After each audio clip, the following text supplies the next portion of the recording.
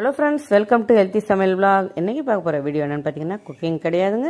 நம்ம ஒரு ஆன்மீக டூர் தான் கிளம்பிட்டுருக்கோம். இப்போது நவகிரக டூருங்க. 9 நவகிரக கோவில் மற்றும் சில கோவில்களையும் பார்க்க போகிறோம். நாங்கள் மட்டும் போனால் எப்படி, உங்களையும் கூடவே கூட்டிகிட்டு போகலான்னு தான் அந்த கோவிலோட சில சிறப்பம்சங்களையும் உங்களுக்காக நாங்கள் காட்டுறோம், சொல்கிறோம். வாங்க வீடியோக்குள்ளே போகலாம். இப்போ நம்ம வந்திருக்க இடம் எங்கன்னு பார்த்தீங்கன்னா, வைத்தீஸ்வரன் கோவில். நைட்டு வந்துட்டு காலையில் ரூமில் ஸ்டே பண்ணிவிட்டு நல்லா குளித்து முடித்து இப்போ வந்திருக்க இடம் வைத்தீஸ்வரன் கோவில் தான் போயிட்டுருக்கோம். இந்த கோவில் பார்த்திங்கன்னா, நாகப்பட்டினம் மாவட்டம் சீர்காழியில் அமைந்துள்ள செவ்வாய் தலமான வைத்தியநாத சுவாமி சுயம்பு மூர்த்தியாக அருள்பாலிக்கிறாருங்க. பொதுவாக கிழக்கு நோக்கி அருள்பாலிக்கும் சிவன் பார்த்திங்கன்னா, இந்த தலத்தில் மேற்கு நோக்கி அருள்பாலிக்கிறாருங்க. 5 கோபுரங்களும் ஒரே நேர்கோட்டில் அமைந்திருப்பது இந்த தலத்தின் சிறப்பம்சங்க. வைத்தீஸ்வரன் கோவில் பார்த்தீங்கன்னா சுமார் 2000 ஆண்டுகள் பழமை வாய்ந்த கோவிலாகும். இந்த தலத்தில் இறைவன் சிவபெருமான் வைத்தியநாதர் என்றும் அம்பாள் தையல் நாயகி எனவும் அழைக்கப்படுறாங்க. இந்த வைத்தீஸ்வரன் திருக்கோவிலுக்கு புள்ளிருக்கு வேலூர் என்ற வேறு பெயரும் உண்டுங்க. தனக்கு உள்ள நோய்களை தீர்க்க பூலோகம் வந்த தன்வந்திரிக்கு மருத்துவம் பார்க்க சிவன் மருத்துவராகவும் அம்பிகையாகவும் தோன்றியதாக ஐதீகம்ங்க. ஜடாயு பறவை ராஜனும் முருகப்பெருமானும் சூரியனும் இத்தலத்தில் வழிபாடு செய்துள்ளனர். வைத்தீஸ்வரன் கோவில் குளத்தில் முன்னொரு காலத்தில் இந்த குளக்கரையில் சதானந்த முனிவர் தவம் செய்து கொண்டிருந்த போது ஒரு பாம்பு தவளையை முழுங்க முயன்றது. அப்போது அவற்றை சதானந்த முனிவர் சபித்தார். அதன் காரணமாக இன்று வரை இந்த குளத்தில் பாம்பு தவளை போன்றவை காணப்படுவது இல்லையாம். இந்த கோவிலின் மூலவர் சன்னதிக்கு முன்பு தங்கம் மற்றும் வெள்ளியாலான 2 கொடிமரங்கள் உள்ளது. மற்ற கோவில்களில் நவகிரகங்கள் ஒரு குறிப்பிட்ட அமைப்பில் அமைந்திருக்கும். ஆனால் இந்த தலம் நவகிரகங்கள் அனைத்தும் மூலவரான சிவபெருமான் பின்புறம் ஒரே நேர்கோட்டில் அமைந்ததுங்க. இறைவனின் கட்டளைக்கு பணிந்து பக்தர்களின் நோய்களையும் தோஷங்களையும் போக்குகின்றன. வைத்தீஸ்வரன் கோவில் அமைப்பு பார்த்தீங்கன்னா, இந்த கோவில் கிழக்கில் பைரவமூர்த்தியும், தெற்கில் விநாயகர், மேற்கில் வீரபத்ரர், வடக்கில் காளி ஆகியவர்கள் காவல் தெய்வமாக எழுந்தருள்ளனர். தேவார பாடல் பெற்ற தலங்களில் இதுவும் ஒன்றுங்க. 5 பிரகாரங்கள் கொண்ட இந்த கோவில் 7 நிலை ராஜகோபுரம் கொண்டது. தர்மபுர ஆதீனத்தின் கட்டுப்பாட்டில் இந்த கோவில் உள்ளதுங்க. பரிகாரம்னு பார்த்தீங்கன்னா, இங்கே செவ்வாய்க்கிழமை அதிகாலை இந்த தலத்திற்கு வந்து திருக்குளத்தில் நீராடி அதன்பின் உடுத்திய உடையும் அங்கேயே விட்டுவிட்டு புதிய உடையை உடுத்தி கொள்ள வேண்டும். பின்னர் அங்கிருக்கும் விநாயகர், செவ்வாய், சிவன், அம்பாள் ஆகியோர் அனைவரையும் வழிபட்டு வர அனைத்து தோஷங்களும் நீங்குங்க. மூலஸ்தான அங்காரகன் பரிகாரத்திற்கு சென்று பால் அபிஷேகம், பஞ்சாமிர்த அபிஷேகம், பின்னர் அவருக்கு பிடித்த துவரை சாதம் செய்து நைவேத்தியம் செய்யலாம். இந்த கோவிலுக்கு பார்த்தீங்கன்னா 5000 கோடி, சுமார் 5000 கோடி சொத்துக்கள் உள்ளதாக கூறப்படுறாங்க. வைத்தீஸ்வரன் கோவிலில் 6 கால பூஜைகள், ஜாம பூஜையின் போது செல்வத்து குமார சுவாமிக்கு சிறப்பு வழிபாடும் நடைபெறுதுங்க. இங்கே திறக்கும் நேரம், நடை திறக்கும் நேரம்னு பார்த்தீங்கன்னா காலை 6 மணி முதல் மதியம் 1:30 வரை நடை திறந்திருக்கும். அதே போல் மாலை 4 மணிலேருந்து 8 மணி வரை நடை திறக்கப்படுதுங்க. நீங்கள் கண்டிப்பாக இந்த கோவிலுக்கு வந்துட்டு போங்க. ரொம்பவே பிரசித்தி பெற்ற கோவிலுங்க இது. வைத்தீஸ்வரன் கோவில் செல்லும் வழின்னு பார்த்தீங்கன்னா, திருச்சி வழியாக வரும் பக்தர்கள் மயிலாடுதுறை வழியாகவும் சென்றடையலாம். சென்னை வழியாக வரும் பக்தர்கள் புதுச்சேரி மற்றும் சிதம்பரம் வழியாக இந்த கோவிலுக்கு வரலாங்க. ஓகே ஃப்ரெண்ட்ஸ், இப்போ வந்து நம்ம காலை டிஃபன் சாப்பிடலாம். காலையிலேயே வந்துட்டு வந்த கோவிலுக்கு முடிச்சுட்டு இப்போது இட்லி, சாம்பார், சட்னி எல்லாத்தையும் எங்களுக்கு கொடுக்குறாங்க டூர் ஏஜென்ட். இந்த டூருக்கு நீங்கள் வரணுன்னா நான் நம்பர் கொடுக்குறேன், அதில் கான்டாக்ட் பண்ணி கூட வாங்க. அதை முடிச்சுட்டு அடுத்து இப்போ புதன் பகவான் கோவிலுக்கு தான் போக போகிறோம். முன்னாடியே ஐஸ் வாங்கி சாப்பிட்டுட்டு கொஞ்சம் கூலாக போகலாம் இந்த வெயிலுக்குன்றதுனால எல்லோரும் ஒரு ஐஸ் சாப்பிட்டாச்சு. இப்போ புதன் ஸ்தலம் தான் போக போகிறோங்க. புதன் பகவான்னு சொன்னாவே கல்வி, ஞானம், தனம் இதுதாங்க நம்ம எல்லாருக்குமே நினைவுக்கு வர்றது. திருவெண்காட்டில் பிரசித்தி பெற்ற ஸ்ரீ பிரம்ம வித்யாம்பிகை சமேத ஸ்ரீ சுவேதாரண்யேஸ்வரர் சுவாமி கோவில் தாங்க இங்கே இருக்குது. காசிக்கு இணையான 6 தலங்களில் முதன்மையானதுங்க இந்த கோவில். ரொம்பவே முக்கியமான கோவில். வந்தீங்கன்னா கண்டிப்பாக மிஸ் பண்ணாமல் பாருங்கள். நவகிரக நாயகர்களில் ஒருவரான புதன் ஸ்தலம் சந்திரனுக்கும் தாரைக்கும் பிறந்தவர் புதன். சிவபெருமானை நோக்கி கடுந்தவம் புரிந்து கிரக பதம் அடைந்தவர். சந்திரன் புதனுடன் திருவெண்காட்டை அடைந்து சுவேதாரண்ய பெருமானை வழிபட்டு குருத்துரோகம் செய்த பாவத்தையும் சயரோகத்தையும் நீங்க பெற்றான். இத்தலத்தில் பார்த்தீங்கன்னா புதனுக்கு தனி சன்னதி இருக்குங்க. இந்த கோவில் சோழ வளநாட்டில் காவிரி வடகரையில் அமைந்துள்ள 11வது திருத்தலமாகும். சீர்காழியிலிருந்து 14 கிலோமீட்டர் தூரத்திலும் மயிலாடுதுறையிலிருந்து 26 கிலோமீட்டர் தூரத்திலும் உள்ளதுங்க இந்த கோவில். இந்த ஸ்தலத்தின் பெருமைன்னு பார்த்தீங்கன்னா சமய குறவர்கள் 4வரால் பாடல் பெற்ற ஸ்தலம். சுவேதாரண்யேஸ்வரர், நடராஜர், அகோரமூர்த்தி ஆகிய 3 சிவமூர்த்திகள், பிரம்ம வித்யாம்பிகை, ஸ்வேத மகாகாளி, சௌபாகிய துர்கை ஆகிய சக்திகளின் திருநாமங்கள் அமைந்த ஸ்தலங்க.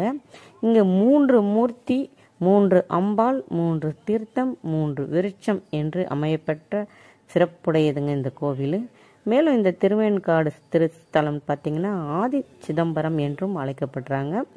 உலகத்தில் உள்ள உயிர்கள் உய்யும் வண்ணம் 1008 விதமாக பெருமான் தாண்டவம் புரிந்தார் என்பது குறிப்பிடத்தக்கதுங்க. புதன் திசை ஒவ்வொரு வாழ்விலும் 17 ஆண்டுகள் நீடிக்கும். அதனால தான் இந்த கோவிலில் உள்ள புதன் சந்நிதானத்தில் 17 தீபங்கள் ஏற்றி வைத்து வழிபட வேண்டும் என்றாங்க. அதனால் நீங்களும் இங்கே வந்தீங்கன்னா 17 தீபம் வச்சு இங்கே ஒரு 100 ரூபாய்னு கொடுக்குறாங்க. அதை வாங்கி 17 முறை அந்த புதன் பகவானை சுற்றி விட்டு வந்து தீபம் ஏற்றி இந்த இடத்துல வச்சிருங்க. ரொம்பவும் பொதுவாக புதன் கிரகத்தை ஆணும் இல்லாத பெண்ணும் இல்லாத கிரகம்னு சொல்லுவாங்க. ஆனால் திருவெண்காட்டில் புதன் பகவான் ஆண் கிரகமாக வீற்றிருந்து அருள்பாலித்து வருகிறாருங்க. திருவெண்காடு புதனை வழிபட்டால் கல்வி, ராஜயோகம், குபேர சம்பத்து, திருமணம், செல்வம், செழிப்பு, கலைத்துறைகளில் மேன்மை உட்பட 8 வகையான அதிகாரங்கள் கை கொடுங்க. இங்கே எல்லாமே பார்த்தீங்கன்னா கடைங்கள்லாம் எல்லாம் பச்சை கலரில் தான் இருக்கும். பச்சை கயிறு, பச்சை குங்குமம் அந்த மாதிரி இருக்குங்க. நீங்களும் வந்தீங்கன்னா கண்டிப்பாக வாங்கிட்டு போங்க வீட்டுக்கு. திருவெண்காடு தலத்தில் பார்த்தீங்கன்னா இன்னும் முக்கியமான ஒரு விஷயம் பார்த்தீங்கன்னா ருத்ரபாதம் உள்ளது. இதை வழிபட்டிங்கன்னா 21 தலைமுறை பாவங்கள் தீரும் என்பது ஐதீகங்க. காசியில் உள்ள விஷ்ணு பாதத்தை வழிபட்டிருப்பீங்க. 7 தலைமுறை பாவங்கள் தான் விலகும் அங்கே. ஆனால் திருவெண்காடு தலத்தில் யார் ஒருவர் ருத்ர பாதத்தை முறைப்படி வழிபடுகிறார்களோ அவர்களுக்கு காசியை விட 3 மடங்கு கூடுதல் பலன் கிடைக்குமாங்க. திருவெண்காட்டில் பார்த்தீங்கன்னா சில பேர் புதனை வழிபட வருபவர்கள் சிலர் நேரடியாக புதன் சன்னதிக்கே சென்று விடுறாங்க. இது தவறுங்க. முதல்ல சுவாமியையும் பிறகு அம்பாளையும் வழிபட்ட பிறகு இறுதியில் புதன் சன்னதிக்கு சென்றுவாங்க. இப்போ அடுத்தது நம்ம கேது பகவான் கோயிலுக்கு வந்திருக்கோம். வாங்க. கும்பகோணத்தில் உள்ள கீழ்பெரும்பெல்லம் நாகநாத சுவாமி கோவிலுங்க. இது நிழல் கிரகமான கேதுவுக்காக அர்ப்பணிக்கப்பட்ட புகழ்பெற்ற கேது நவகிரக ஸ்தலமாகும். இங்கு நாகநாத சுவாமி மற்றும் சௌந்தரிய நாயகி என வழிபடப்படும் சிவபெருமான் மற்றும் அவரது துணைவி பார்வதி தேவியே முதன்மை தெய்வங்களாக உள்ளனருங்க. இங்கு வீற்றிருக்கும் கேது பகவான் 5 தலை பாம்பின் தலையும் அசுர உடலும் கொண்டவர். கேது தனது பாவங்களை போக்க இக்கோவிலில் சிவபெருமானை வழிபட்டதாக நம்பப்படுகிறது. எனவே அவர் இங்கு நாகநாத சுவாமியை கூப்பிய கைகளுடன் வழிபடுவதை காணலாம்ங்க. தமிழ்நாட்டில் உள்ள 9 நவகிரக கோவில்களில் ஒன்றான கீழ்பெரும்பள்ளம் நாகநாத சுவாமி கோவில் மாநிலத்தில் உள்ள பிரபலமான நவகிரக யாத்திரையின் ஒரு பகுதியாகுங்க. இங்கே விளக்கு கண்டிப்பாக போடுங்க. அது 7 விளக்கு போடுங்க. இங்கே நல்லெண்ணெய் ஊற்றி 7 விளக்கு போடுங்க. இங்கே வந்து போனீங்கன்னா என்னென்ன தோஷம்லாம் நிவர்த்தி ஆகும்னு பார்த்தீங்கன்னா நாகதோஷம், கேது தோஷம், திருமண தடைகள், குழந்தை இல்லாமை, சொத்து தகராறு, சொத்து இல்லாமை, பூர்வ ஜென்ம தோஷம் போன்ற கேதுவால் ஏற்படும் சில தோஷங்கள் இங்கே வந்து போனீங்கன்னா நிவர்த்தி ஆகுங்க. கண்டிப்பாக இங்கே வந்துட்டு போங்க. ஓகே ஃப்ரெண்ட்ஸ், அடுத்து நம்ம மதியம் லஞ்சுக்கு பூம்புகார் வந்துட்டோம். அங்கே தான் இப்போ லஞ்ச் கொடுத்துட்ருக்காங்க. சில பேர் பீச்சுக்கு போயிட்டாங்க. இப்போ நம்ம சூப்பரான சாதம், சாம்பார், அவரைக்காய் பொரியல், ஊறுகாய், பேட்டை அப்பளம் எல்லாத்தையும் வச்சு சூப்பராக சாப்பிட்லாங்க. ஊறுகாவும் கூட வச்சுருக்காங்க. அடுத்து சாப்பிட்டு முடிச்சுட்டு நம்ம போன இடம் எந்த கோவில்னு பார்த்தீங்கன்னா யமபயம் போக்கும் திருக்கடையூர் அமிர்தகடேஸ்வரர் திருக்கோவிலுங்க. இது ரொம்பவே ஃபேமஸான ஒரு கோவிலுங்க. இங்கு பார்த்தீங்கன்னா நவகிரக சன்னதி இல்லாதது ஒரு சிறப்பாக கருதப்படுறாங்க. தீர்த்தமாக அமிர்த புஷ்பகரணி உள்ளதுங்க. இங்கே தமிழகத்தில் உள்ள பிரசித்தி பெற்ற சிவாலயங்களில் யமபயம் போக்கி நீண்ட ஆயுளை பக்தர்களுக்கு அருளும் சிவாலயமாக மயிலாடுதுறை மாவட்டம் திருக்கடையூரில் உள்ள அமிர்தகடேஸ்வரர் கோவில் திகழ்கிறது. இக்கோவில் இறைவனாக அமிர்தகடேஸ்வரரும் இறைவியாக அபிராமி அம்மையும் உள்ளனர். தன்னை நாடி வந்த பக்தன் மார்கண்டேயனின் உயிரை யமனிடமிருந்து காத்த அமிர்தகடேஸ்வரரை வழிபட்டால் நோய் மற்றும் தோஷங்கள் நீங்கி நீண்ட ஆயுள் கிடைக்கும் என்பது பக்தர்கள் நம்பிக்கைங்க. இதனால் யம பயம் போக்கும் திருக்கடையூர் அமிர்தகடேஸ்வரர் கோவிலுக்கு தமிழகம் மட்டுமின்றி இந்தியாவின் பல்வேறு பகுதியிலிருந்து பக்தர்கள் வராங்கங்க. இங்கே நீங்களும் கண்டிப்பாக போகாமல் இருந்திருந்தீங்கன்னா ஒரு முறை வந்துட்டு போங்க. தன்னை தஞ்சம் அடைந்த பக்தன் மார்கண்டேயனுக்கு காலனை சம்காரம் செய்ததோடு 16 வயதில் முடியும் மார்கண்டேயனின் விதியை என்றும் சிரஞ்சீவியாக இருக்க அருளி மாற்றம் செய்தவர் திருக்கடையூர் அமிர்தகடேஸ்வரர். இங்கே கால சம்காரமூர்த்தி தர்மபுரம் ஆதீனம் மாசிலாமணி தேசிக ஞான சம்பந்த பரமாச்சாரியா சுவாமிகள் கட்டுப்பாட்டில் இந்த கோவில் இருக்குங்க படுறாங்க. இக்கோவில் மூலவராக அமிர்தகடேஸ்வரரும் உற்சவராக கால சம்காரமூர்த்தியும் உள்ளனர். கால சம்காரமூர்த்தியின் அருகில் அகத்திய முனிவரால் பூஜை செய்யப்பட்ட பாவகரேஸ்வரர் பக்தர்களுக்கு அருள் பாலிக்கிறாருங்க. பாருங்க, இதுதான் அம்மனுக்கு தீர்த்தம் கொண்டு போறது. இது கோவிலின் தலைவிருட்சமாக வில்வ மரம் உள்ளதுங்க. இங்கே மேலும் தீர்த்தமாக அமிர்த புஷ்கரணி உள்ளது. முற்காலத்தில் தேவர்களும் அசுரர்களும் பார்க்கடலை கடந்து அமிர்தம் எடுத்து அவர்களுக்கு பகிர முயன்ற போது முழுமுதற் கடவுளான விநாயகரை வழிபட மறந்தனர். இதனால சினம் கொண்ட விநாயகர் இக்கோவிலில் ஒரு அமிர்தம் நிறைந்த குடத்தை மறைத்து வைத்ததாகவும் இந்த அமிர்தம் நிறைந்த குடமே சிவலிங்கமாக மாறியதால் இக்கோவில் அமிர்தகடேஸ்வரர் கோவில் என பெயர் பெற்றதாக புராண வரலாறு கூறுதுங்க. அமிர்த குடத்தை மறைத்து வைத்த விநாயகர் கள்ள விநாயகர் என அழைக்கப்பட்டு தனி சன்னதிகளும் இந்த கோவிலில் இருக்கிறாருங்க.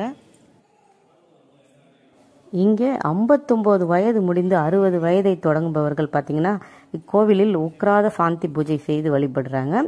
60 வயது முடிந்து 61வது வயது தொடங்குபவர்கள் பார்த்தீங்கன்னா ஷஷ்டியப்த பூர்த்தி பூஜை செய்கிறாங்க.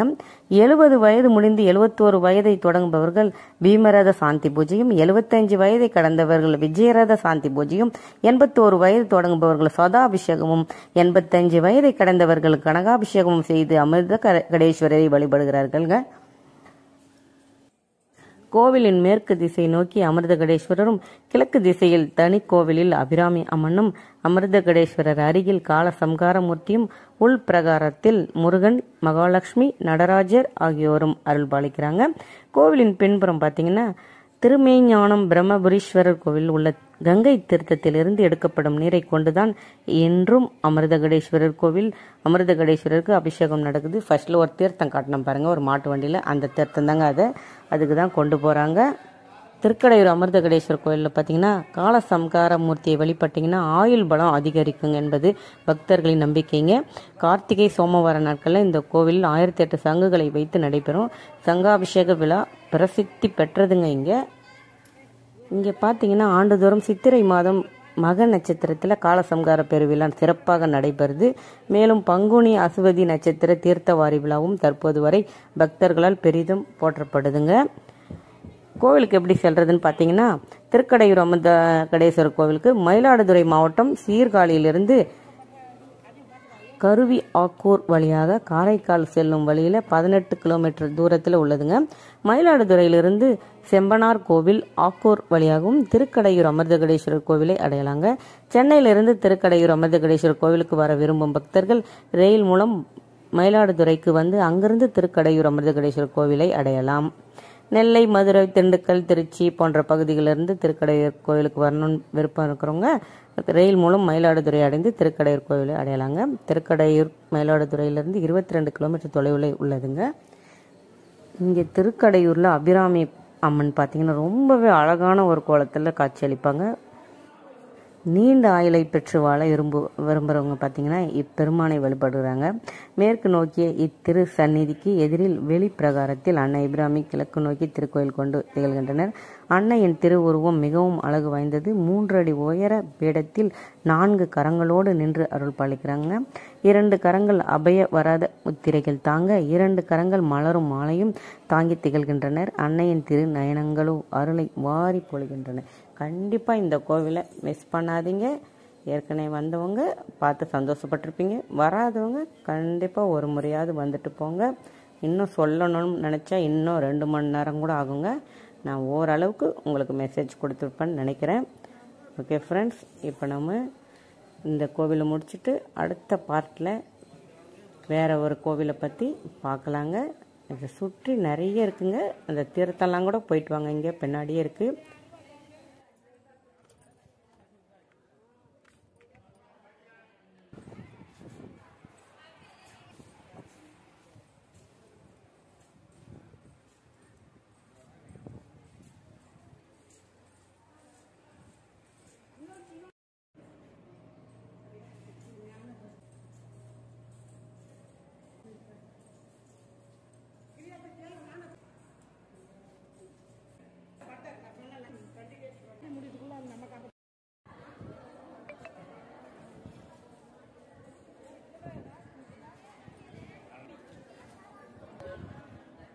பாக்கியா உனக்கு ஆசீர்வாதம்.